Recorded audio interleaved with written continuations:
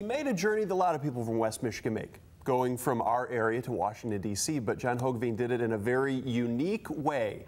He walked, Yeah, his shoes were made for walking, not necessarily boots, but his walking shoes at that point. Yeah, thank you so much for joining us on Easter morning. How did this all come about, this idea to do this? Well, my wife and I, we were in a spot. We were doing some volunteer work. I had quit my full-time job to do that. And we were kind of in a spot, kind of trying to figure out what God wanted exactly. Some things weren't going the way that we had expected them to go.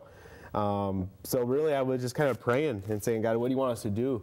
And felt God called me to walk to Washington. Wow. And what happened when you got there? I got there. It was amazing. I figured it'd take me 50 days to get there. I got there in 30 days, which was amazing in itself. I had heard about the National Day of prayer summons, but I knew that would be impossible to get to because it was 30 days from the day I left, and I knew it would take me 50. I got there one day before the summons started. I was able to attend that, and that was a 5-day conference, so yeah. That's great. So you left on Labor Day of last year, you said? Yes, Labor Day of last year. And it took you 30-something days. Yep. So what was your daily routine like? How did you map out where you would stop and what you would eat? And I didn't. You didn't? No. You just went with the flow, no, huh? I left it all in God's hands and said, okay, if this is something you want me to do, you need to provide that for me. I left Hamilton with $300. And that was it. I didn't have any credit cards. I had a one-man tent, 2 changes of clothes, my Bible, and a laptop. That's about it. I had no plans on where to sleep. I had no connections along the way. It just happened. Wow. What was the easiest part and what was the hardest thing to deal with? The easiest part was accepting the plane ticket that somebody bought for me. I bet. The hardest part, I was just inside of Ohio, and I was ready to go home. That was about a weekend, and I was really being torn, both mentally, spiritually, and physically, and I was just ready to give up. And that was the hardest day by any means. I had my tent popped up in a little cornfield about 100 yards away from a house, which was the closest I'd ever been to a house since I've left, and it was really uncomfortable. And I remember talking to my wife, and I was crying on the phone to my wife. I should just go to sleep.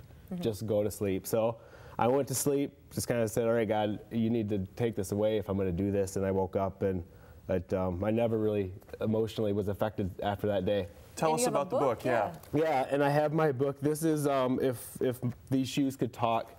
This book, it's really kind of a memoir of what happened when you step out on faith and you go in obedience to God in the faithfulness that He offers.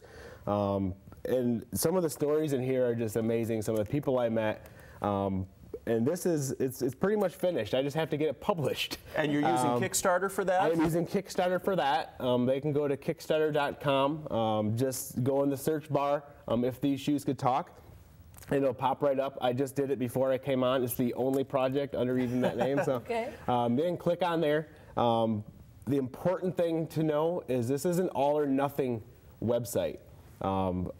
If I do not reach my goal, I don't get any of the funds, and it all goes back to the donors. Okay. So it's very important for people to realize that it's not a, oh, well, if he gets half, great. No, I have to hit my goal. Okay. All right. Good very luck. Inspirational. Well, thank you very much. Are you going to do another walk?